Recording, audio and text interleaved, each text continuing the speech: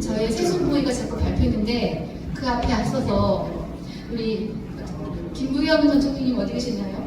아, 예. 지금 제가 어떡하지? 예, 축사 듣겠습니다. 네, 반갑습니다. 우리 민병두 의원 정말 어찌 보면 뒤에 과거에 학생운동 하던 시절부터 옛 동지들이 많이 오신 것 같아요. 또 우리 민병두의 발전을 보면 분명히 대한민국이 엄청 발전한 건 맞는데 12월 3일 아마 그 정말 그 기억을 되새김해 보면 정말 기적 같죠. 사실은 많은 사람들이 제법 이 공동체가 많이 발전했다라는 자부심을 갖고 있었는데 12월 3일 그 의의 있는 일을 당하고 물론 민병두의 책에는 왜 그런 일이 벌어졌는가를 잘 분석을 해놓았더라고요. 또 대통령 선거 과정에서 민병두 선생이 계속 올린 글들을 SNS를 통해서 저희들이 생생하게 느낄 수 있습니다. 근데 저는 그 글의 내용을 정말 사관의 입장에서 기록한 민병두 선생의 열정에도 감사하지만 의외로 우리가 그렇게 애썼던 민주주의가 40년 만에 다시 그때까지 시도로 되돌아올 만큼 그렇게 허약했나 하고 그게 늘 안타까웠습니다. 그런데 이번에 빛의 혁명이라고 표현된 그 많은 사람들이 응원봉을 가지고 지켜주신 그 민주주의, 그것에 대한 자부심과 또 꼭 지켜야 되겠다는 그런 의무감 같은 건 있지만 또 하나 좀 부족했던 것은 그 이후에 우리가 이제 분열된 이 모습이 정말 우리가 공화국의 시민으로서 우리가 가고 싶었던 그 자리이 맞는가. 그래서 아마 민병두의 이 다음 책은 빛의 혁명을 넘어서서 정말 우리들이 모두가 함께 서로가 서로에 대해서 의지가 되고 희망이 되는 그런 어떤 혁명, 진정한 공화의 혁명을 다음 민병두가 기록해 주길 바랍니다. 분명히 역사를 기록하는 사람들의 그 생생한 추억, 기억으로 살아남는다는 말을 우리들은 알고 있습니다. 우리들이 지난 청춘을 다 바쳤던 그 40-50년 전부터의 그 꿈이 이제 빛의 혁명에서 쿠데타를 막아낸 어떤 그런 결과로 나타났다면 그 이후에 우리 다음 세대들이 정말 살고 싶은 그런 공동체를 만드는 과정에 다시 민병두의 필봉이 빛을 발하는 날이 오리라고 저는 믿습니다. 그동안 고생 많은 우리 민병두를 위해서 다시 한번 큰 축하의 박수를 보내드리겠습니다.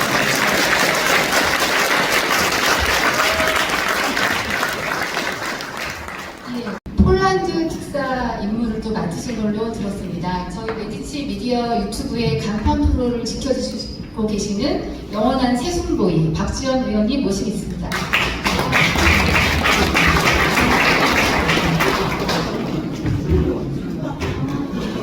안녕하세요. 제가 유명한 박지원입니다. 저는 제가 왔더니 이 자리에 앉으래. 그래서 내가 김부겸 총리보다 더 높구나 이렇게 생각해본 게 정세균 총리가 오시고 세 번째 축사를 시키는 내 서열은 이분들은 전부 전직입니다. 현직 아니면 돌볼이 없어요. 그다음에 전현희 최고위원님을 모시고 저는 체제고 우리 민병두 제가 대변인 할 때 김부겸 총리가 제 부대변인 했습니다. 그때 출입하면서 참 많이 괴롭힌 사람. 진짜 새벽에 나와가지고 우리 민주당의 쓰레기통까지 다 와가지고 걱정을 많이 하신 분인데, 마찬가지로 이 출판한 메디치 미디어 김현종 대표도 똑같은 겁니다. 두 사람이 만나서 책을 내는구나 하면서 생각하는데, 우리 전직들이 다음에 전부 현직으로 와서 저도 재선해서 함께 국회에서 생활하다를 박수 고대합니다. 오늘이 제일 더운 날이라고 하는데 내일은 분명히 시원한 날이 될 겁니다. 윤석열이 구속되는 날.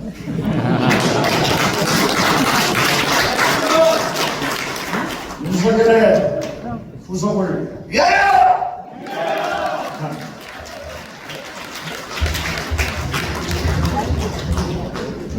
제가 메디치 미디어 유튜브 신내성의 식탁을 진행하고 있는데 박식탁을 이기고 졸업하는 게 제 목표였습니다. 목표가 실현이 안 된 채로 졸업할 것 같아요.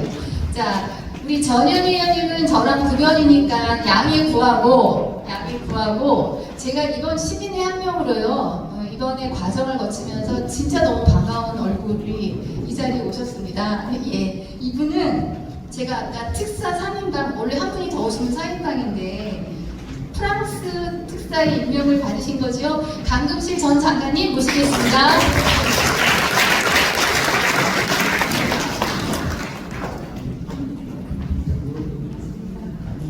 여기 올라오니까 너무 높네요.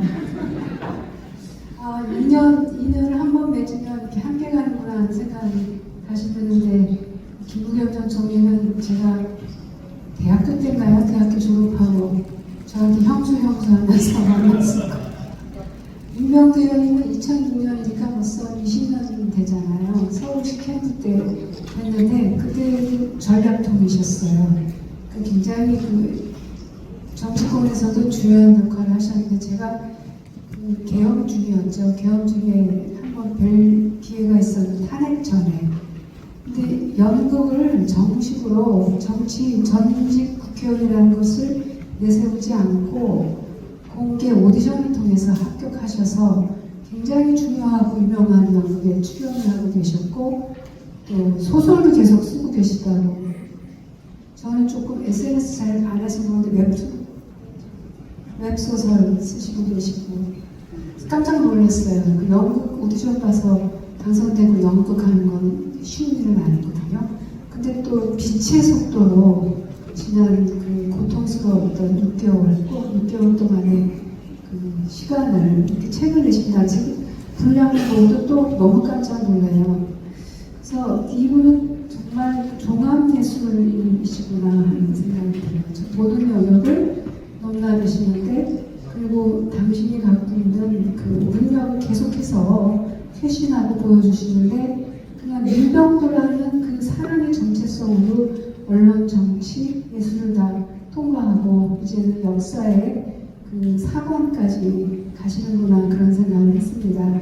그리고 제가 4월 30일에 그 더불어민주당 선대위 출범하고 총괄선거대책위원장 맡고 5월 1일 낮에 오후 3시였죠. 조희대 대법원장의 그 피선거권 박탈하는 그 무죄 파기환송이 있었고 굉장히 당황했습니다. 왜냐하면 출범식 직후였고 5월 2일 아침에는 아침 9시에는 모두 발언을 해야 합니다.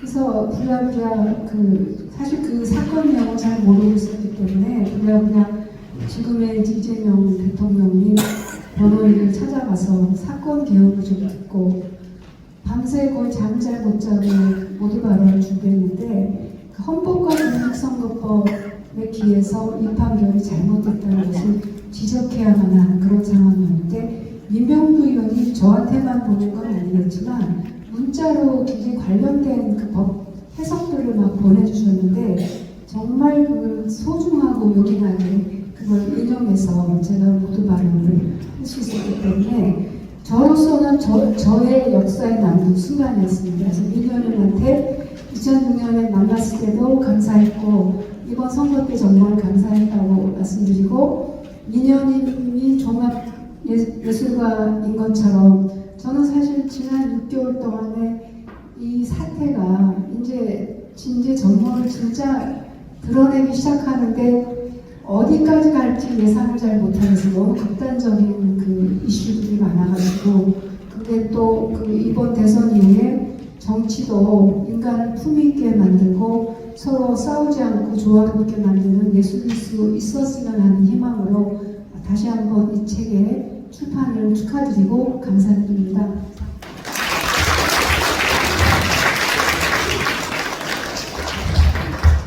님이 최근에 보이는 행보가 정말 문화인, 예술인 그런 뭐 패션 모델도 하시고 춤도 추시고 소설도 쓰고 그래서 아마 틀림없이 거기 예술에 관한 책일 거다 이렇게 생각을 했는데요. 와서 깜짝 놀랐습니다. 그래서 민병도예님이 기자셨구나 그리고 정치인이셨구나 이렇게 갑자기 현타가 왔었는데요. 정말 날카로운 분석 그리고 12.3 개헌 이후에 우리가 겪었던 그런 기록들을 담담히 담아 내신 책을 보면서 역시 녹슬지 않은 민병도 의원님 저력을 확인했습니다. 오늘 축하드리고 앞으로 더욱더 또 멋진 모습으로 건승하시기를 응원드립니다. 감사합니다.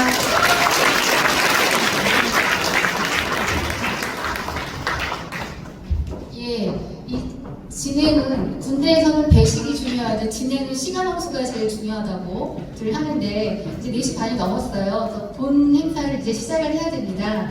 네, 오신 내비분들이 되게 많으셔서 이제는 제가 간단히 호명할 테니까 일어나서 큰 소리로 인사를 아니요? 직접 하시겠습니까? 네, 오늘 정말 많은 분들이 와주셨는데요. 제가 여의도에 한 5년 동안 안 다니다 보니까 여기 오신 분들의 인적 구성이 굉장히 많이 바뀌었어요. 그래서 뭐 제가 일일이 다 소개해 드릴 수는 없고 앞에 계신 분들 중심으로 하겠습니다. 우리 문재인 정부 우리 노영민 청와대 비서실장님, 양경수 의원님, 우리 오영식 의원님, 최일대 의원님, 우리 김태일 총장님, 노래 의원님, 양기대 의원님, 이차 의원님은 저희한테 같이 진행하실 거니까, 그 다음에 우리 뉴스투데이 강남욱 대표는 안 계신가?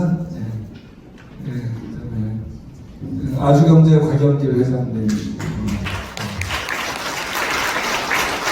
문병선 이사장님.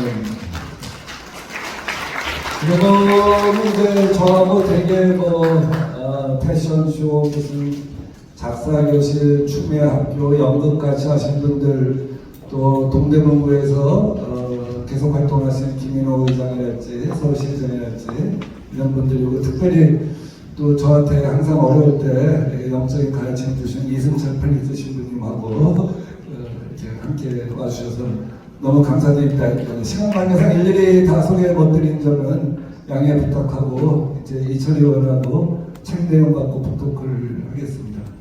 그래도 되겠죠? 죄송합니다. 예술가?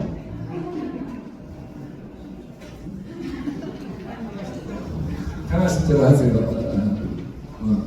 혹시 이 다음에 또 새로 뭐 보여주실 역할이 있으세요? 그러니까 요새는 제가 여기저기 많이 다니다 보니까 젊은 분들하고도 많이 어울리고 또 뭐 이런 문화예술 활동 많이 하니까 보통 호칭이 그냥 병두생 이러더라고요. 병도샘을 하라고요?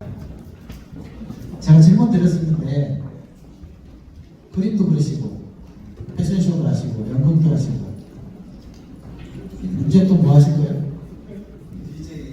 DJ도 하시고 DJ하고 저기 남성 무용단 창단됐는데 커뮤니티 댄스 거기 만풍 늦바람 무용단이라고 거기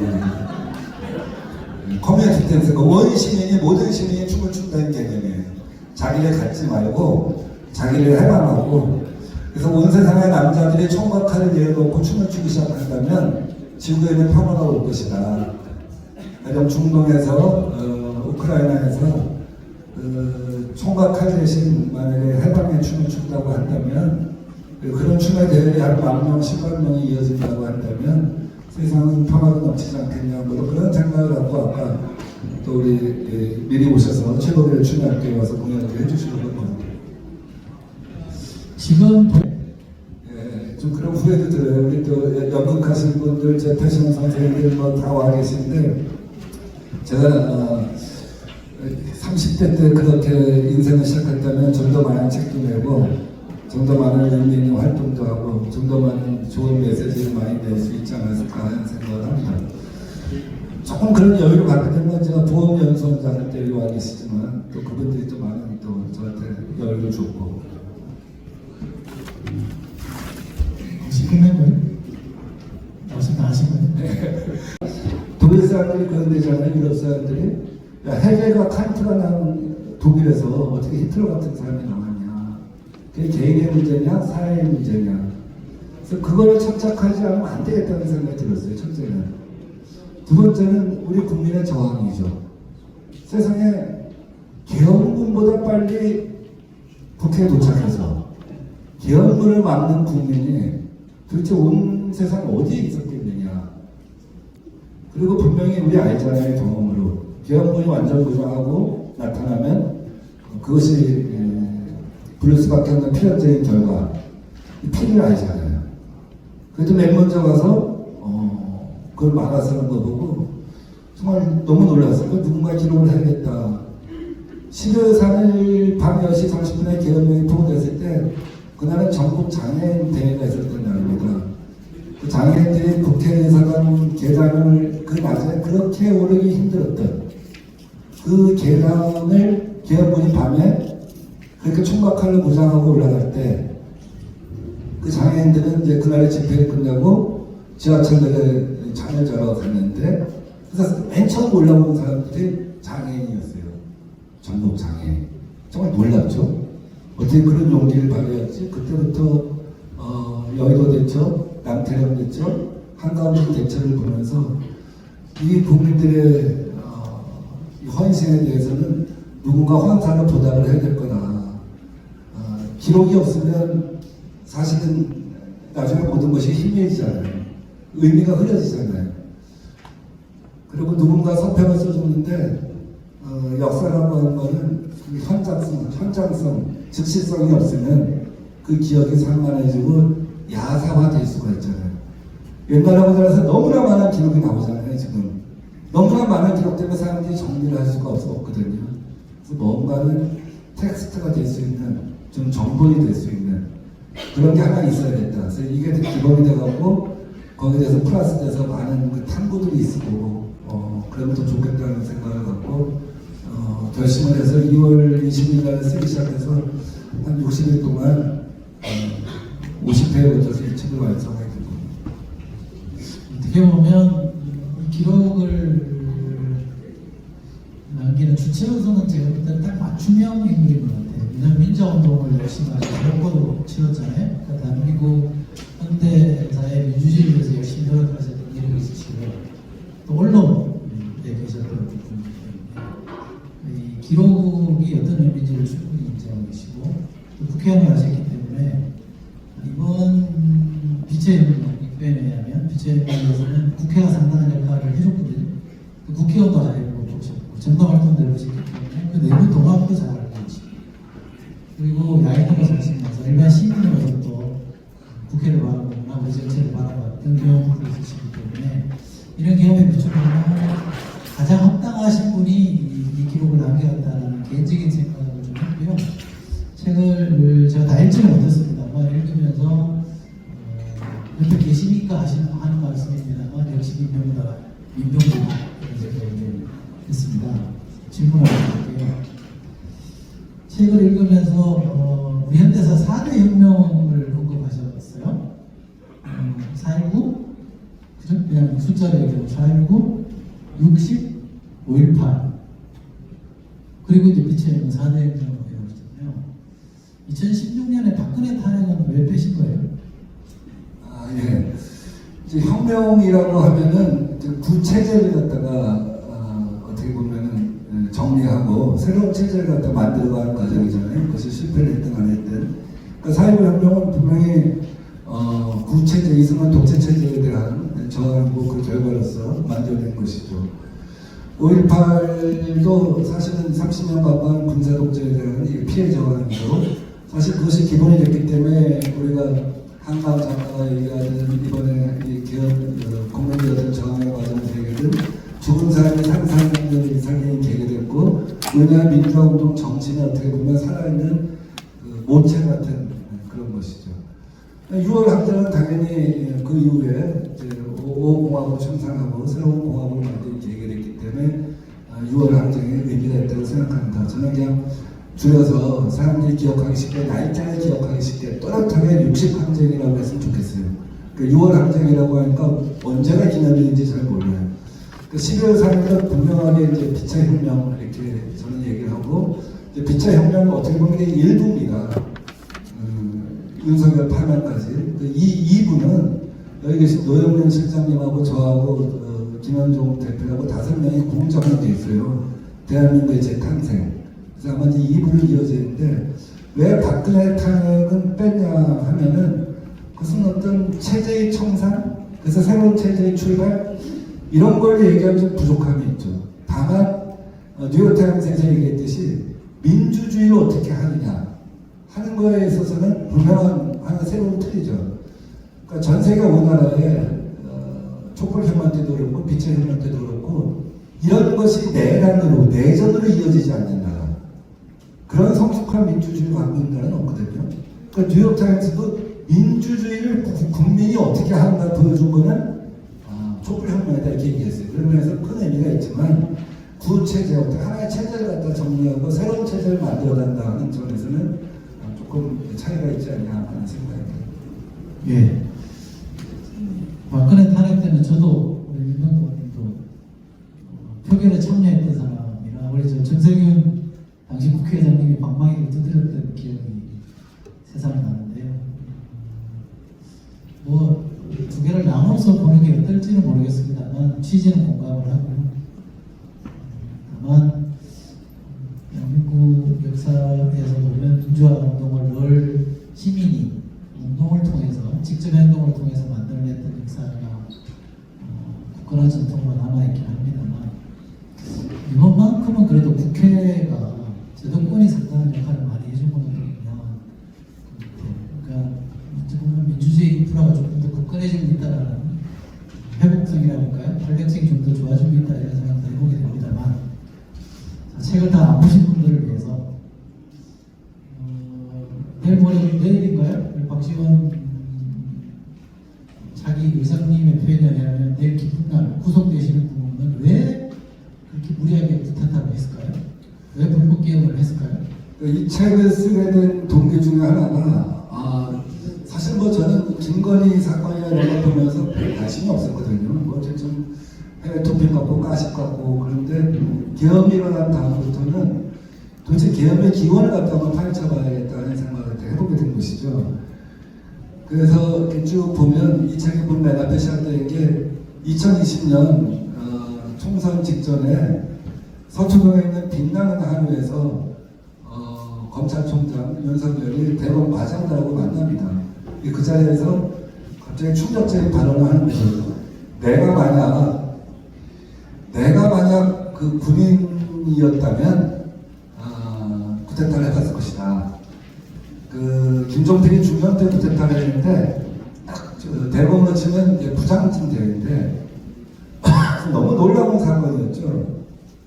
그때는 이미 윤석열이라는 사람이 대검 검찰총장을 하면서 문재인 대통령을 갖다가 여러 가지 혐의를 씌워가지고 결국은 총선에 실패로 가게 해서 결국은 그 다음에 그때 2020년 총선에서 지금의 국민의힘이 승리하면 이제 대통령 탄핵으로 가겠다는 생각을 갖다 이미 갖고 움직이고 있었는데 좀 여러 가지 기록들을 보면 그래서 이제 그것이 실패로 돌아가면서 대통령 나오게 되고 대통령에 당선된 다음에 2023년 12월 달에 처음으로 계엄을 갖다가 참모들하고 모아서 얘기하기 시작합니다.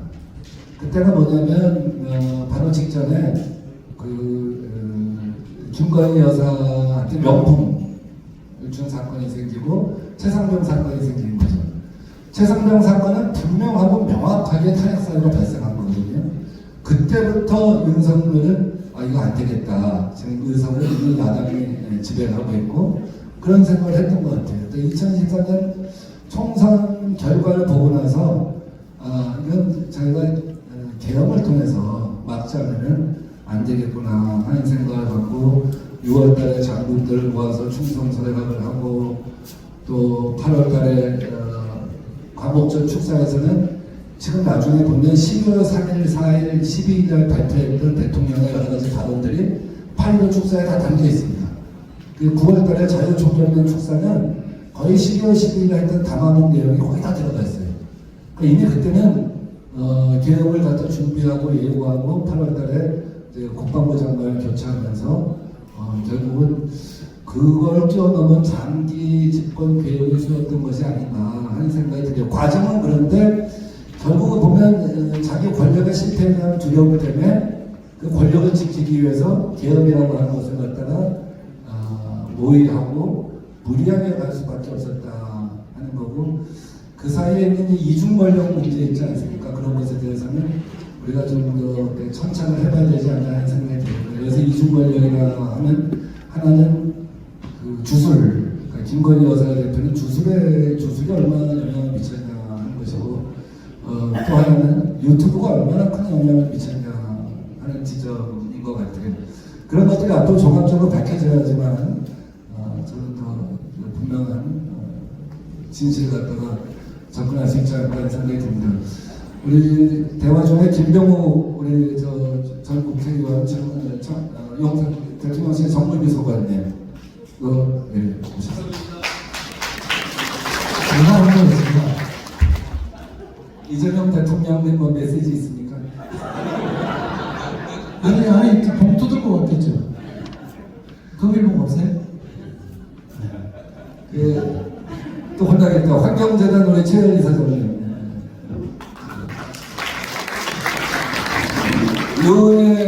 우리 요은혜 교육부총리 얼마 전에 제가 할 거라니까요. 요원의 장관님 앞으로 오세요. 부총리. 내년에 이거 뭐 하실지 몰라요. 인사 그렇게 한번 박수 쳐주시죠. 인사하셔야 되는데 인사 한번 하세요.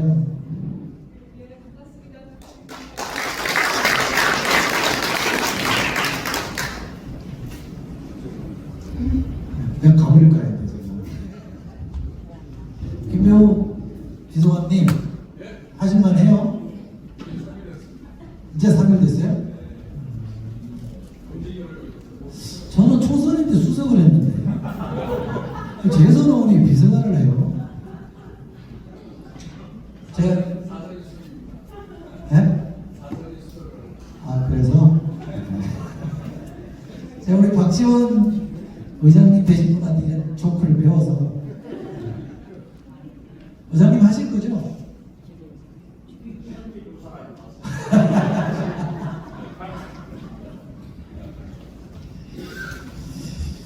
예, 책 내용에 대해서 좀 짚어보고 있는데요. 또 하나 질문 드리면 충분히 계엄을 많이 갖고 계실 테니까 딱 12월 3일날 계엄하고 저녁에 뉴스 보고 나서 딱 일감을 들었을 거 아니에요.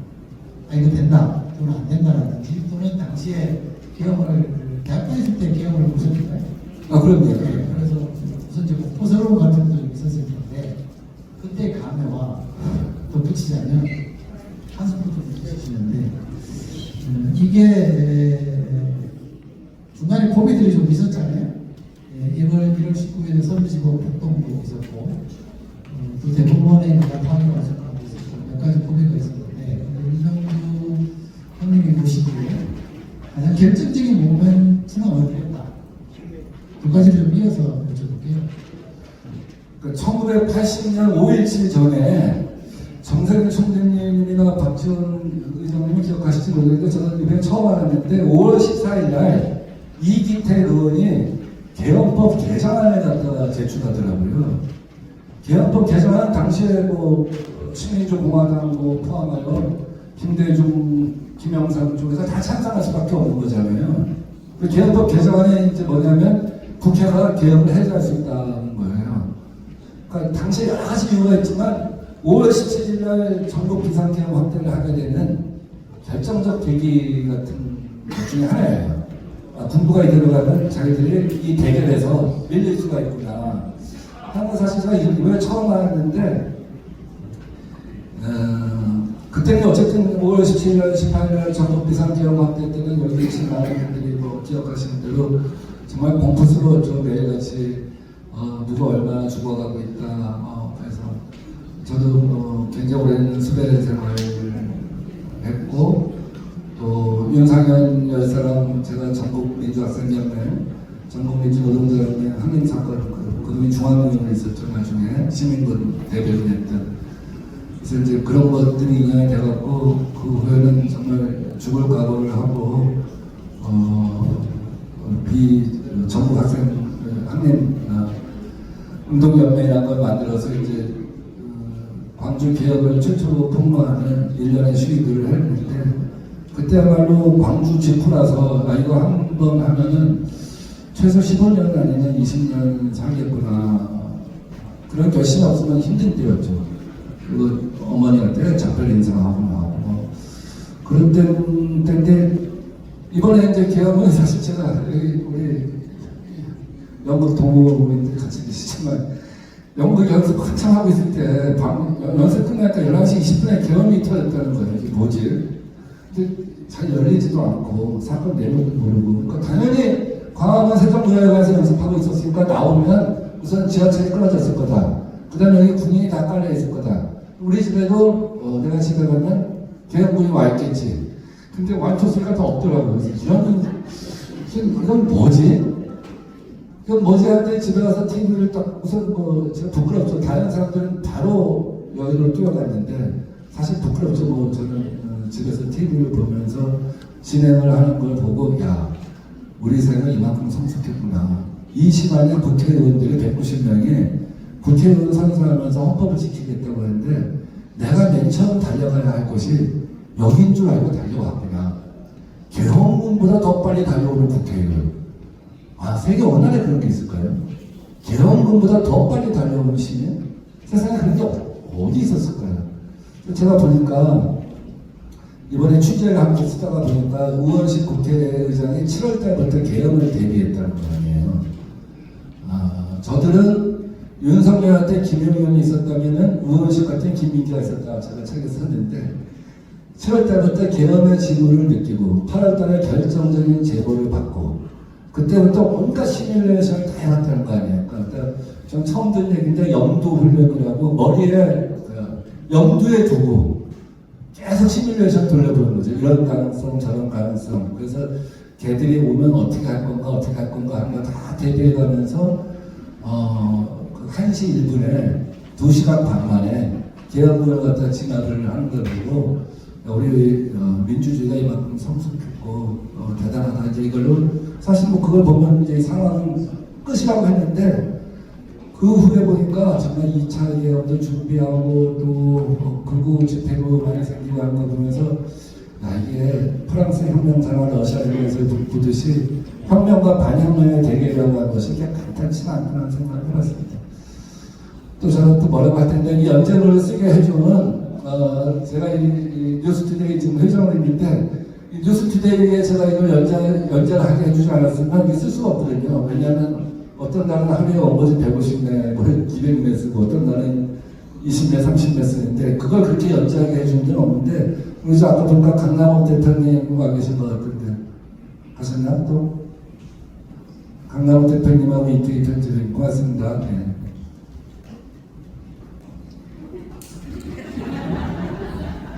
왜 그러세요?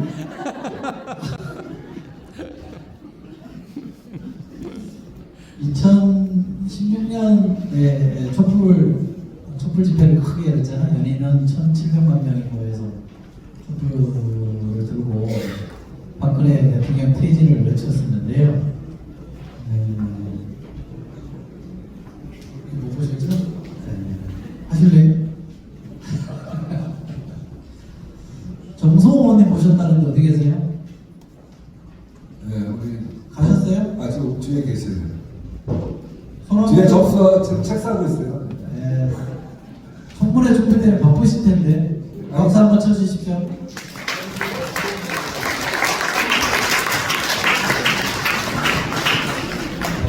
네, 제가 드리려고 했던 말씀이 뭐냐면 2016년에 박근혜 대통령도 사실은 계엄을 준비를 했었거든요. 제가 국사위 국방이 있었기 때문에 그때 그 과정을 좀 아는데요. 그때 박근혜 대통령이 준비했던 계엄은 뭐냐면 이런 거였어요. 탄핵은 헌재에서 기각됩니다. 일단 기각된다는 전제가 있었고요. 기각됐을 경우에 광화문에 모여든 촛불로 모여든 수십만 명의 시민들이 청와대로 밀고 들어오면 이거 어떻게 막을 거냐. 경찰이나 경호처로는 못 막으니 그때를 대비해서 군을 동원할 계획을 세우자. 그렇게 해서 당시에 계엄을 준비를 했는데 탄핵이 인용되는 바람에 그 계획을 실행할 기회를 놓쳐버린 거죠. 그걸 이후에 저희가 그 문건을 분노해서 그런 일이 있었다라고 문제제기한 적이 있는데 사실은 이번에 윤석열 정부의 계엄도 사실은 그 계엄 플레이를 많이 따라한 거긴 해요. 근데 그때는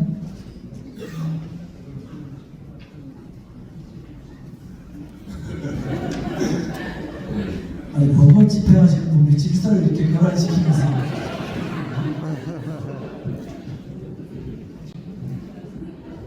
술 마셨어요? 한 말씀 하시네요? 진행하다가 두 분이 친하시죠? 엄청 친하죠. 예, 그렇습니다. 계엄 얘기가 나와서 그때 얘기를 좀 해고 했던 것 같아요. 예, 그거 제가 이어서 좀 말씀드려야겠네요. 그러니까 지금 이철희 의원님이 그 2016년 그 촛불을 정부에서 이제 조한천 보안사령관님한테 계엄 문건을 어제 입수해서 공개했잖아요. 그 전부 5번입니다. 이제 그것이 계기가 돼서 위수령은 없었어요. 노영만 시장도 아시겠지만 이철희 의원이 그때 이제 그 계엄 문건은 위수령을 먼저 하자는 거거든요. 계엄보다. 근데 계엄은 국회에서 해제할 수가 있어요. 국회법에. 1987년 5공화국 들어서서 계엄법은 국회가 해제할 수 있는 권한을 줬어요. 근데 위수령은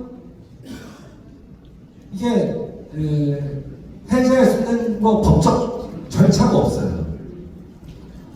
만약에 이번에 위수령을 먼저 발동하고 들어왔다면 특히 이제 서울시장이 오세훈 시장이기 때문에 한덕수 총리에 기비를 붙이듯이 야 이거 하자. 그럼 안 할 도리가 없잖아요.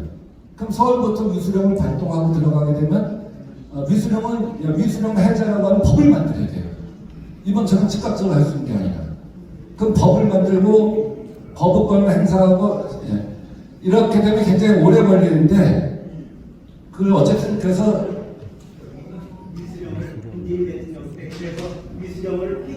그래 그 얘기 하려고 하는 거예요.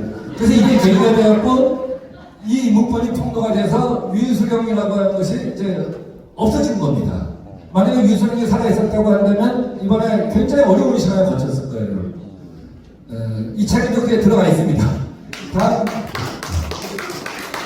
이 정보가 우리 여기 계신 의원님들 또 이철희 의원님, 노영만 시장님들 이분들의 공익구성 생명총리 박지원 대표님, 유은혜 부총리님 이런 분들의 공이었다는 것이죠. 다음 두 번째는 이번에 이 나중에 12월 4일날 그 새벽에 그 결심지원실에 윤석열이 들어가서 오랫동안 있었잖아요. 그래서 국제법을 갖고 와보라고 그래요. 이게 너무 이상한 거야.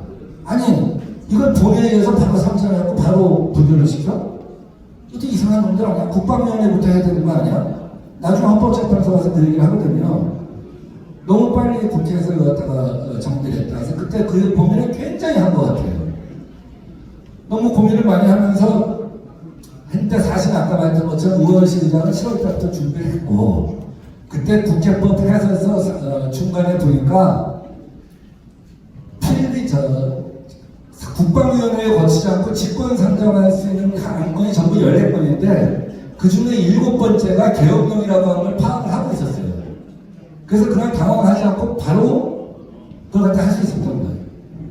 다음 두 번째는 가장 결정적인 것 중에 하나가 사실 개혁령은 필리버스터를 할 수 있거든요. 근데 우원식 의장하고 이쪽에서 굉장히 걱정한 게 저쪽에서 필리버스터를 하겠다고 하면 초초에 필리버스터를 누가 시작하면 한 12시간, 14시간 하면 12시간, 14시간 때문에 중간에 끊을 수가 없잖아요. 왜냐하면 절차에 문제가 생기면 나중에 헌법재판소에서도 문제가 생기기 때문에. 그래서 굉장히 고심을 했는데 저쪽에서 필리버스터를 갖다 신청할까봐. 근데 그 신청을 안 들어갈 거예요. 그래서 정말 기적적으로 넘어가는데 이제 아까 말했던 위수령 사건하고 필리버스터 사건이 지금 세상에 드러나지 않았던 숨어있는 역사를 바꾸는 큰 사건이라고 할 수 있습니다. 예, 그래서 우리 예, 반가운 분으로 오셔가지고 우선 우리 김현미 전 장관님 저 뒤에 와 계십니다. 여기 계신 우리 추미애 의원님 모셨습니다.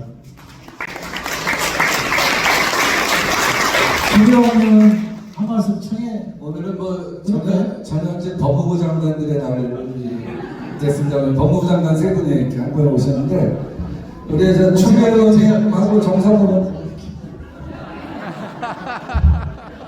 토크적인 얘기를 하면 우리 추미애 의원님 모시고 한 말씀 듣겠습니다. 올라오시죠. 토크 중에 네. 한쪽으로 가겠습니다. 오늘의 저자 빛의 혁명의 저자 민병두 의원님은 정말 그 다재다능을 하십니다. 특히 인문학적 배경 지식이 굉장히 풍부하세요. 그래서 제가 늘 감탄하고 또 좋아하고 했습니다. 오늘 이 책도 그런 배경 지식과 풍부한 이 사전 인문학적 소양을 바탕으로 해서 이렇게 선보이게 되지 않았나 싶습니다. 사실 검찰 세력들이 늘 군부 독재 정권의 브레인 역할을 했습니다. 그런데 법무부 장관이 돼서 경찰총장을 관찰을 해보니까 돈과 조직과 또 여론을 조작하고 다루는 능력이 탁월했습니다. 이들의 정보적인 판단이야말로 그대로 두면은 오히려 군부를 능가하는 독재 파쇼를 열 수 있다 이렇게 생각을 했고요. 또 윤석열의 언어가 날로 거칠어지고 하는 것을 보면서 정치의 한복판에 이미 파이트가 될 준비를 다 하고 있구나를 직감적으로 느끼는 순간이 있었습니다. 그리고 그의 불법과 비리 이런 것을 알게 됐을 때 정말 참고 또 가다듬고 해서 감찰과 징계에 이르렀지만 끝내는 그것의 어떤 뭐라고 할까요? 잠금장치 이런 걸 제대로 마련하지 못했다 할 수가 있겠습니다. 그런데 검찰은 그 속성 자체가 군부와 결탁을 하면은 엄청난 힘으로 전체주의적으로 갈 수밖에 없는 운명이었고요. 또 그것을 막아내 주신 분들이 우리 위대한 국민들이셨습니다. 오늘 저자의 손을 하나하나 그친 이 책은 우리가 되돌아보면은 정말 끔찍한 장면들이 많았구나 싶고 또 조은석 특검이 공소장을 구속영장 청구서를 통해서 드러낸 사실도 보면 새삼 경악스럽기도 합니다. 무수한 거짓말 속에 하마터면 우리가 속아 넘어갈 뻔했는데 뒤늦게 여러분이 정권을 바꿔주셨고 특검이 출발했고 또 특검을 통해서 오늘 저자를 통해서 미리 정리된 이것들이 하나씩 제3 확인도 되면서 또 심청적인 것들을 우리가 살아가면서 깨닫게 되는데요. 오늘의 이 진정한 의미는 우리가 빛의 혁명을 이루었다 하는 자부심 이외에 다시는 이 땅에 이와 같은 일로 혼란을 겪어서는 안 되고 대한민국의 미래 세대에게 제대로 반듯한 길을 갈 수 있는 하나의 지킴이 역할을 우리가 잘 해놓으라. 다시는 그 혼란을 겪지 않게 하는 지침서, 나침반이 충분히 되겠다 이런 생각에 저자에게 무한 감사를 드리고요. 또 어떻게 이렇게 잘 빠짐없이 재밌게 서술을 하셨는지 다시 한번 감탄하면서 저자의 앞날에 큰 축복이 있길 진심으로 기도하겠습니다. 네, 고맙습니다. 우리 저자의 특별한 부탁에 의해서 축사를 좀 더 듣겠습니다. 정성호님 한 말씀 하셔야 합니다. 떠오르시죠. 안녕하세요. 축하드립니다. 선배 의원님 계신데 국회의원에서 만났던 선배 의원 중에서 정말 가장 유식하고 똑똑하고 창의적이고 그런 분이셨습니다. 제가 늘 많이 배우고 있는데 오늘 축하드립니다. 제가 강급실 전 장관님도 계시고 추미애 전 장관님도 계신데 저는 뭐 품성이 되게 그냥 뭐 이것도 아니고 저것도 아니면 그런 일입니다. 걱정이 많습니다. 많은 조언 부탁드리고요. 또 제가 또 이게 잘 이렇게 가끔 얘기를 하면 되게 정직하면 제가 거짓말을 잘 못합니다. 그러다 보니까 차고 뒤에서 앞으로 기자들도 많아 제가 말 한마디만 하는 데서 예민하지 않습니까? 이쪽에서 이러고 저쪽에 이러고 해서 입 좀 다물고 있다는 경고도 받았습니다. 그래서 오늘은 뭐 다른 말씀 못 드리고요. 제가 축하드리고 우리 나라가 정말 저희는 민주공화국으로서 명실히 상고할 수 있는 그런 나라 될 수 있도록 최선을 다하겠습니다. 감사합니다. 축하합니다.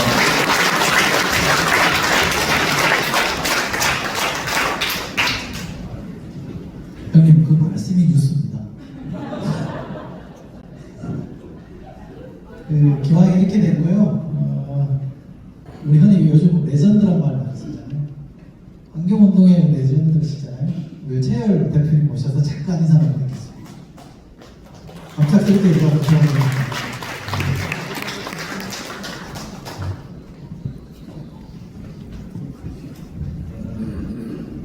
저는 정당 활동은 하지 않았지만은 환경운동, 시민운동을 하면서 정치적인 말도 많이 하고 또 많은 사람들이 정치했으면 좋겠다지만은 저는 정치보다는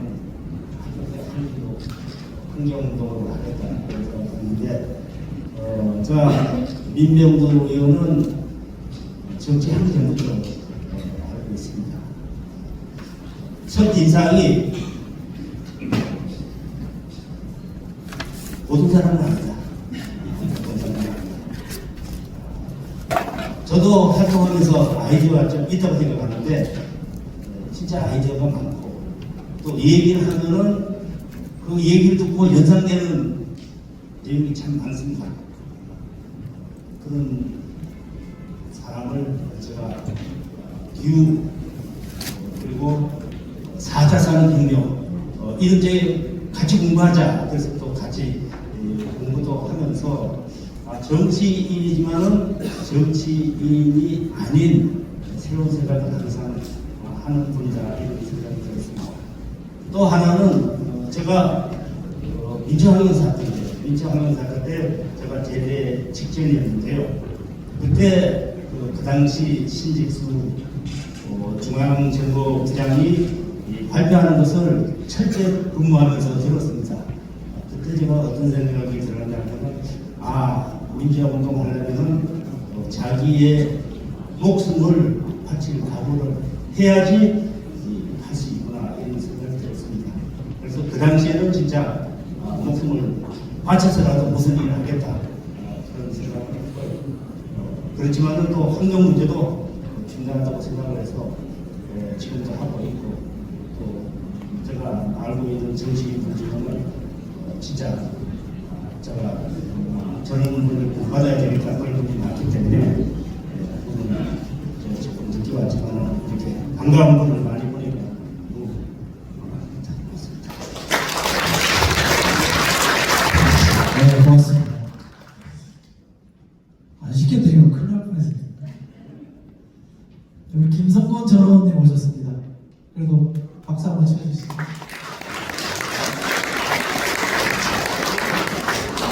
광안을 보내주시고 직접 참석해 주셨다는데요. 동대문구의회 이태인 의장님 박수 한번 쳐주시죠. 네, 제가 사회자의 재량으로 제가 아까 우리 정무비서관 김병욱 얘기했잖아요. 사실 제가 편하게 얘기하면 제 친구입니다. 나이는 한 살 어린데 그냥 맘 먹었어요. 대통령 대신해서 축하 말씀 하나 들어보죠.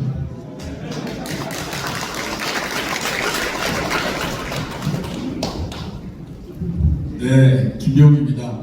제가 일한 지 이틀 됐습니다.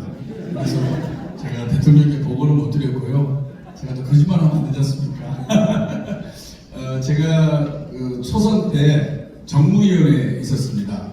정무위원회 소속일 때 우리 정무위원장으로 상임위 활동을 같이 했습니다. 그러면서 칭찬도 많이 해주셨고 저도 아주 많이 배운 어떻게 보면 직장 상사로서의 개념을 좀 갖고 있습니다. 저한테 국회의원으로서의 자세, 공부하는 방법, 그리고 어떤 인사이트를 가져야 된다 이런 말씀을 참 많이 해주셔서 지금도 존경하는 선배님으로 부랴부랴 달려왔습니다. 책의 제목이 빛의 혁명인데요. 정말 책 제목처럼 빛의 속도로 12.3 비상계엄과 내란 사태를 잘 정리한 정말 대단한 책이라고 생각합니다. 기자 출신이라서 그런지 모르겠지만 오은식 의장과 그다음에 김민기 사무총장 등을 직접 다 취재하셔서 쓰셨더라고요. 제가 오늘 점심을 국회 사무총장인 김민기 총장이랑 먹었습니다. 그러면서 자기한테 저장료를 줘야 된다고. 이 책의 4분의 1이 김민기 총장이 언급한 내용으로 구성되어 있다고 말씀드렸습니다. 맞죠? 그래서 정말로 대한민국 민주주의를 가장 빠른 시간 내에 제대로 기록한 명조로 영원히 남을 거라 생각하고요. 그만큼 우리 민병두 선배님께서 대한민국의 민주주의를 사랑하는 마음이 이 책에 그대로 녹아있다고 생각합니다. 정말로 진심으로 축하드립니다. 감사합니다.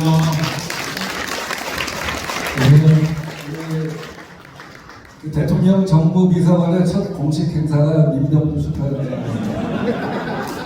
아마 내일은 이재명 대통령이 이 책 다 국민들께서 일독하시라고 그런 메시지가 나오지 않을까 하는 바람을 우리 출판사에서 갖고 있습니다. 그러려면 뭐 득담을 한 말씀 하셔야죠. 제가 질문 드릴 테니까 득담하세요. 제 득담이라고 그랬습니다. 요즘 이재명 대통령 잘하고 계십니까?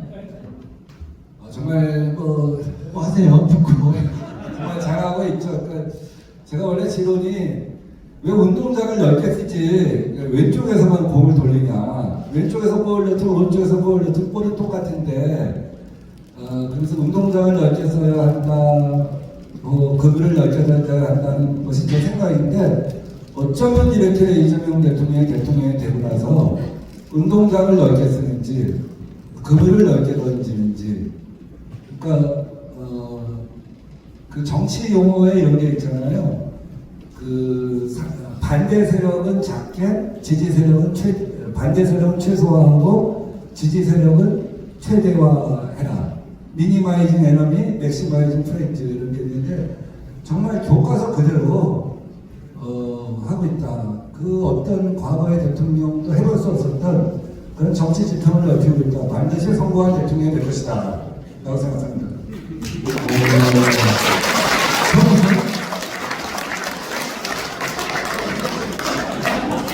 공부하시는 거예요?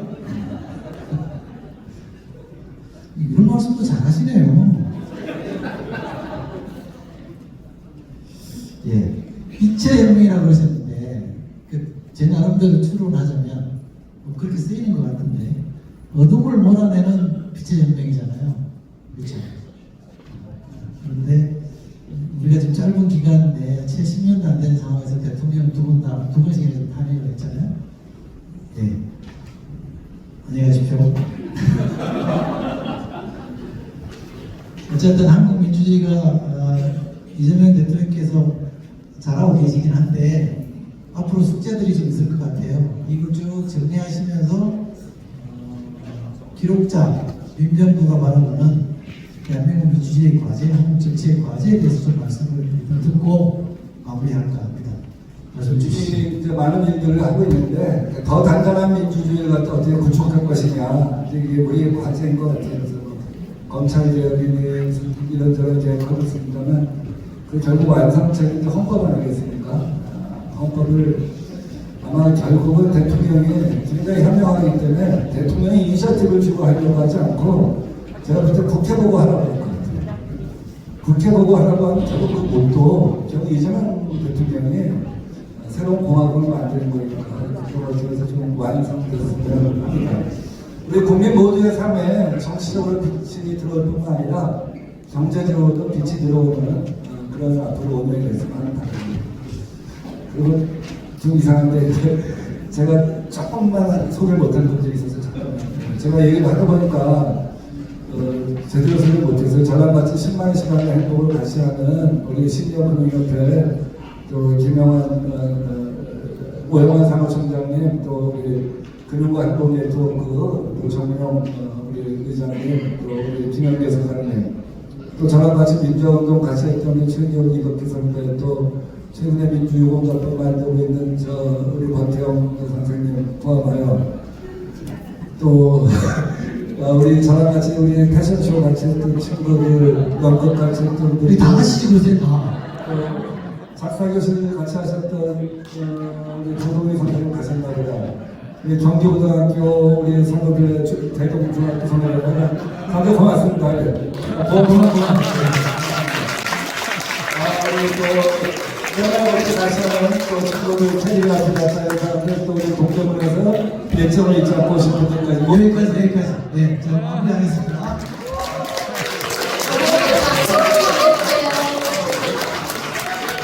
네, 우리 책을 만든 출판사에서 이렇게 마무리를 좀 해달라고 부탁을 했습니다. 문장이 좋아서요. 제가 말씀드릴게요. 이 빛의 혁명이라는 책은 과거를 정리하는 게 아니라 미래를 요청하는 책이다.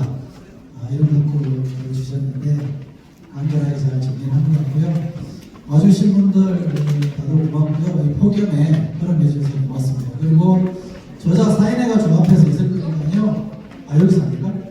책 사신 분들 직접 사인 받고 가시면 사진 찍을까요? 저자가 계획의 동문을 자꾸 하자 그래서 자, 사진 촬영 먼저 할게요. 박준호 나와주십시오. 마무리할게요. 사진 촬영하고요. 저자 사인회 하겠습니다.